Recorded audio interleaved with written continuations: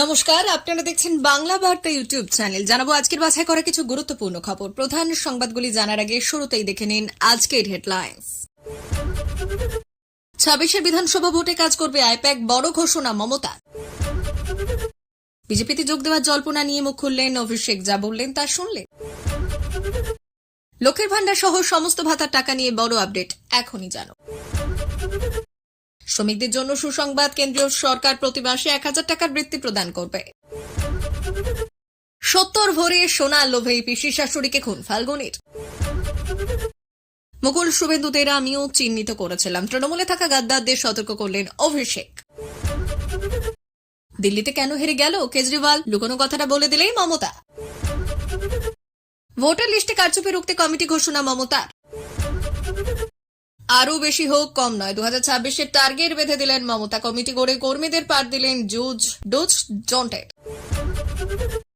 America জনসংখ্যা দ্বিগুণ, হিন্দু সঙ্গমে কমে গেল সনাতনীরা, বিশ্বের সামনে একটি বড় লাইন আঁকলেন। প্রিয় দর্শক, আপনি যদি আমাদের চ্যানেলে নতুন হয়ে থাকেন তাহলে আমাদের চ্যানেলটিকে সাবস্ক্রাইব করে পাশে থাকা বেল আইকনটি ক্লিক করে রাখুন পরবর্তী খবরের আপডেটগুলো সবার প্রথমে পেতে। আসছে বিস্তারিত খবরে। 2026-এর বিধানসভা নির্বাচন আসন্ন, বছর ঘুরলেই রাজ্যে বিধানসভা নির্বাচন, আর তার আগে বড় ঘোষণা করলেন মমতা বন্দ্যোপাধ্যায়। 26-এর ভোটের আগে ফের মমতা বন্দ্যোপাধ্যায়ের গলায় খেলা হবে, আর সেই সঙ্গেই ইঙ্গিত দিলেন ভোট কুশল হিসেবে কাজ করবে আইপ্যাক। রাজনৈতিক মহলে এই নিয়ে চর্চা চলছিল, সম্ভবত তৃণমূলের সঙ্গে গাঁটছড়া ছিন্ন করেছে আইপ্যাক। তবে ওই ধরনের সম্ভাবনা কার্যত উড়িয়ে দিলেন তৃণমূল সুপ্রিমো মমতা বন্দ্যোপাধ্যায়। নেতাজি ইন্ডোর স্টেডিয়ামে দলের মেগা সম্মেলন থেকে তৃণমূল সুপ্রিমো দলের জনপ্রতিনিধি ও বাছাই করা নেতাদের জানিয়ে দিলেন আইপ্যাকের সঙ্গে কাজ করা হবে। এদিন মমতা বন্দ্যোপাধ্যায় বললেন 2026-এর খেলাটা আরো জোর মারতে হবে এবং আরো বেশি আসন নিয়ে ক্ষমতায় ফিরবে তৃণমূল। বেশ কয়েক বছর ধরে তৃণমূল কংগ্রেসের হয়ে কাজ করছে আইপ্যাক, আর প্রশান্ত কিশোরের এই সংস্থার সঙ্গে হাত মিলিয়ে বিভিন্ন নির্বাচনের সাফল্য পেয়েছে তৃণমূল। 2026-এর নির্বাচনের আগে বৃহস্পতিবার নেতাজি ইন্ডোরে তৃণমূলের মেগা সমাবেশ, আর সেখান থেকে বিজেপিতে যোগদান বিষয় নিয়ে মুখ খুললেন তৃণমূলের সর্বভারতীয় সাধারণ সম্পাদক অভিষেক বন্দ্যোপাধ্যায়। তিনি স্পষ্টভাবে জানিয়ে দিলেন, বাজারে রটানো হচ্ছে আমি বিজেপিতে যাব, আমার গলা কেটে দিলে কাটা গলা থেকেও মমতা বন্দ্যোপাধ্যায় জিন্দাবাদ বেরোবে। সেই সঙ্গে আগামী বছর বিধানসভা নির্বাচন নিয়ে কড়া বার্তা দিলেন অভিষেক। আর তার কথা, বিধানসভা নির্বাচনে 2/3 ভোটে যেতে ক্ষমতায় আসবে তৃণমূল কংগ্রেস, তার মানে 195 থেকে 200 আসন। কিন্তু আমি বলছি সেটা ছাপিয়ে 215 আসনের বেশি আসন নিয়ে ক্ষমতায় আসবে তৃণমূল কংগ্রেস।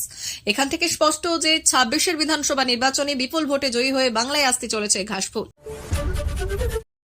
রাজ্যের সাধারণ মানুষের কথা মাথায় রেখে একের পর এক অভিনব প্রকল্প নিয়ে এসেছেন মুখ্যমন্ত্রী মমতা বন্দ্যোপাধ্যায়। মমতা চালু করা সামাজিক প্রকল্পগুলোর মধ্যে জনপ্রিয়তার শীর্ষে রয়েছে লক্ষ্মীর ভান্ডার। এই প্রকল্পের মাধ্যমে প্রতি মাসে বাংলার মহিলাদের হাতে কিছু অর্থ সাহায্য তুলে দেওয়া হবে। দিন দিন উত্তর এই প্রকল্প উপভোক্তার সংখ্যা বাড়ছে, নতুন করে আবেদন করছেন বহু মানুষ। রাজ্যের 25 থেকে 60 বছর বয়সী মহিলারা পান লক্ষ্মীর ভান্ডার। 60 বছর বয়স হলে লক্ষ্মীর ভান্ডার প্রাপকরা বার্ধক্য ভাতার সুবিধা পেতে শুরু করবে। বর্তমানে এই প্রকল্পের আওতায় তপশিলি জাতি এবং উপজাতির সম্প্রদায়ের মহিলারাও মাসে 1200 এবং সাধারণ সম্প্রদায় অর্থাৎ জেনারেল ক্যাটাগরির মহিলারা মাসে 1000 টাকা করে ভাতা পান। প্রতি মাসের শুরুতেই মহিলাদের অ্যাকাউন্টে পৌঁছে যায় লক্ষ্মীর ভান্ডারের টাকা। এবার যারা নতুন করে আবেদন করছেন তারা অনেকেই ভাবছেন যে তারা কবে থেকে এই টাকা পাবেন, নতুন আবেদনকারীদের অ্যাকাউন্টে কখন টাকা জমা হবে। চলুন দেখা যাক আপডেট। নতুন আবেদনকারীরা যারা সম্প্রতি লক্ষ্মীর ভান্ডারের জন্য আবেদন করেছেন, এখনই যাচাইয়ের প্রক্রিয়াধীন আছেন, তারা এখনই টাকা পাবেন তা বলা যাচ্ছে না। তবে আশা করা হচ্ছে 2025 সালের এপ্রিল মাস থেকে নতুন আবেদনকারীরা তাদের সুবিধা পেতে শুরু করবেন। কেন্দ্রীয় সরকার দুর্বল শ্রমিকদের প্রতি মাসে 1000 টাকা ভাতা সরবরাহ করছে। এটি লক্ষণীয় যে উপবৃত্তি সহ 2 লক্ষ টাকার মেডিকেল বীমাও সরবরাহ করা হয়। জানা গেছে যে এই প্রকল্পের আওতায় দুর্বল শ্রমিক, অভিবাসী শ্রমিক এবং গৃহকর্মীর সকলেই উপকৃত হতে পারেন। এটি বলা হচ্ছে যে আপনি যদি ERAM স্কিমের অধীনে কোনো কার্ড পান তবে আপনি সেই কার্ডটি ব্যবহার করে 2 লক্ষ টাকা পর্যন্ত মেডিকেল বীমা পেতে পারেন। যারা এই স্কিমের অধীনে আবেদন করতে চান তাদের ব্যাংক অ্যাকাউন্ট, পাসবুক, আধার কার্ড এবং আধার সম্পর্কিত মোবাইল নম্বর একটি অনুলিপি আপলোড করানো হবে।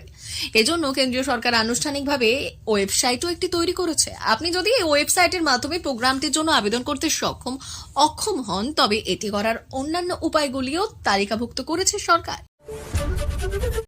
আহিরিটোলা ট্রলি ব্যাগ কাণ্ডে খুলছে রহস্যের জট। ধৃতদের জেরা করে উঠে আসছে একের পর এক চাঞ্চল্যকর তথ্য। পিসি শাশুড়ি সুমিতা ঘোষের সম্পত্তি হাতানোর উদ্দেশ্যেই শুরু হয় ফাল্গুনির একের পর এক অপরাধমূলক কর্মকাণ্ড। পিসি শাশুড়ির ব্যাংকে জমানো টাকা আর গয়নার লোভে সেই অপরাধ প্রবণতার নৃশংসতার চূড়ান্ত পর্যায়ে পৌঁছয়। জানা গিয়েছে এমনিতেই স্বামী শুভঙ্করের দীর্ঘদিন ধরে বনিবনা চলছিল না ফাল্গুনের সঙ্গে বনিবনা। দুজনের মধ্যে বিবাহ বিচ্ছেদের মামলাও চলছে। তিনি থাকেন অসমের জোরহাটে, সেখানে তার একটি বৈদ্যুতিন সামগ্রীর দোকানও রয়েছে। সেই জন্য ফাল্গুনী মধ্যম গ্রামে তার মা আরতির সঙ্গে একটি ভাড়া বাড়িতে থাকতেন। এদিকে বৌমা ফাল্গুনী ও তার পিসি শাশুড়ি সুমিতা দুজনেই নিঃসন্তান। সুমিতার স্বামী অসমের জোরহাটের বাসিন্দা। গত 5 বছর স্বামীর সঙ্গে তার কোনো যোগাযোগ নেই। পিসির ব্যাংকে প্রচুর পরিমাণে সম্পত্তি রয়েছে। শুধু ব্যাংকের লকারেই রয়েছে প্রায় 70 ভরি সোনার গয়না। এছাড়া একটি ব্যাংক অ্যাকাউন্টে রয়েছে আরো প্রায় 3.5 লক্ষ টাকা। এই বিপুল সম্পত্তি হাতানোর লোভে ফাল্গুনী এবং তার মা সুমিতাকে দেখাশোনার প্রতিশ্রুতি দিয়ে মধ্যম গ্রামে তাদের ভাড়া বাড়িতে নিয়ে আসে।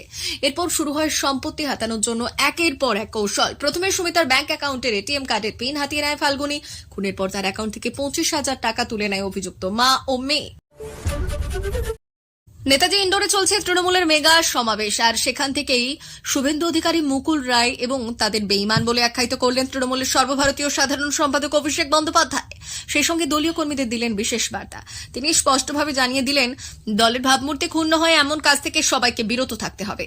সেই সঙ্গে সমাবেশ থেকে দলের প্রতি বিশ্বাসঘাতকতার প্রসঙ্গে মুকুল রায় এবং শুভেন্দু অধিকারীর নাম উল্লেখ করলেন অভিষেক। তার কথায়, দলের সঙ্গে যারা বেঈমানি করেছিলেন সেই মুকুল রায়, শুভেন্দু অধিকারীদের কিন্তু আমি চিহ্নিত করেছিলাম, আর এবারের বেঈমানদের লেজে গোবরে করার দায়িত্বটা আমি নিলাম।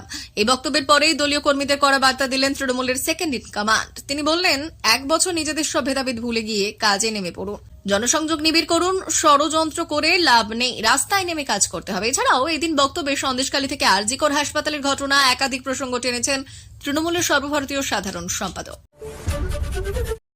2026 রাজ্য বিধানসভা নির্বাচন, তৃণমূলের টার্গেট 215-র বেশি আসনে জয়লাভ। আজ নেতাজি ইন্ডোরে কর্মী সভা থেকে সেই টার্গেট বেঁধে দিয়েছেন দলনেত্রী মমতা বন্দ্যোপাধ্যায় ও দলের second in command Abhishek Bandyopadhyay. তবে লড়াইটা এত সহজ নয়, কড়া টক্কর দেবে বিজেপি। উইনিং স্ট্রাইকে রয়েছে বিজেপি। মহারাষ্ট্র, মধ্যপ্রদেশ, ছত্তিশগড়ের পর সম্প্রতি দিল্লি বিধানসভা নির্বাচনেও জয়ী হয়েছে বিজেপি। তবে কিভাবে সেই জয়লাভ তা নিয়ে নতুন তথ্য খাড়া করে দিলেন মমতা বন্দ্যোপাধ্যায়। এদিন দলীয় কর্মীদের সতর্ক করে তৃণমূল সুপ্রিমো মমতা বন্দ্যোপাধ্যায় বললেন, ভোটার লিস্ট পরিষ্কার করতে হবে, ভয় পাবেন না। একটা এজেন্সিকে দিয়ে এইসব ভোটার তৈরি করা হয়েছে।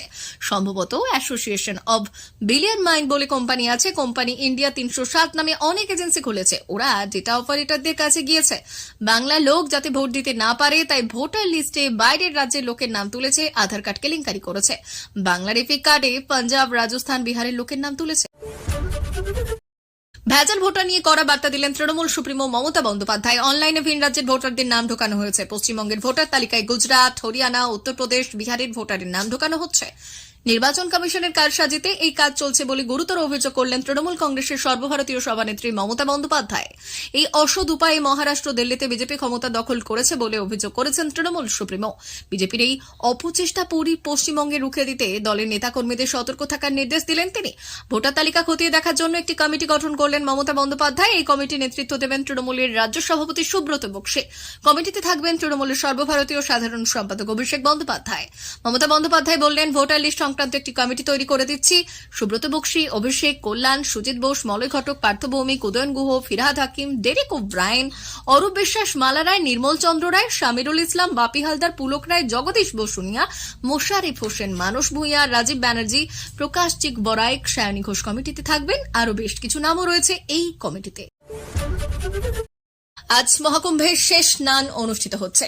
13ই জানুয়ারি শুরু হওয়া মেলা আজ শেষ হবে। এখনো পর্যন্ত 65 কোটি ভক্ত সঙ্গমে স্নান করেছেন। এটি বিশ্বের সব থেকে শক্তিশালী দেশ আমেরিকার জনসংখ্যার দ্বিগুণ। মহাকুম্ভে তৈরি বিশ্ব রেকর্ড ভাঙা এখন সহজ মনে হচ্ছে না। এছাড়াও অনেক রেকর্ড তৈরি হয়েছে। মহাকুম্ভ শুরুর আগে যোগী সরকার অনুমান করেছিল যে 45 কোটি ভক্ত আসতে পারে। তবে সবার প্রত্যাশার চেয়ে 1.5 কোটি মানুষ স্নান করত এবং এর আগেও 2019 সালে কুম্ভে 24 কোটি মানুষ স্নান করেছিলেন। ভারত এবং চীনের পর মহাকুম্ভে সর্বাধিক সংখ্যক মানুষ উপস্থিত ছিলেন। ভারতের জনসংখ্যা 146 কোটি, যেখানে চীনের সংখ্যা 142 কোটি, আমেরিকা জনসংখ্যা 34 কোটি। 193টি দেশ পেছনে ফেলে দিয়েছে। মহাশিবরাত্রি উপলক্ষে 10টা পর্যন্ত 81 লক্ষ মানুষ স্নান করেছে। আর আজ 3 কোটি মানুষ ডুব দিতে পারে। সঙ্গমে স্নানকারী মানুষের সংখ্যা 193টি দেশের জনসংখ্যার চেয়েও বেশি। যোগী সরকারের দাবি, বিশ্বের অর্ধেক হিন্দু জনসংখ্যার সমান মানুষ এখানে এসে স্নান করেছে। রাত থেকেই সঙ্গমের পথে প্রচন্ড ভিড় দেখা যাচ্ছে। পুলিশ প্রশাসন সম্পূর্ণ সতর্ক রয়েছে। সঙ্গম ঘাটে স্নান করার পর ভক্তদের যত তাড়াতাড়ি সম্ভব ঘাট খালি করতে বলা হচ্ছে, যাতে সেখানে ভিড় না হয়। প্রিয় দর্শক, এখনকার মতো খবর এই পর্যন্তই। ধন্যবাদ।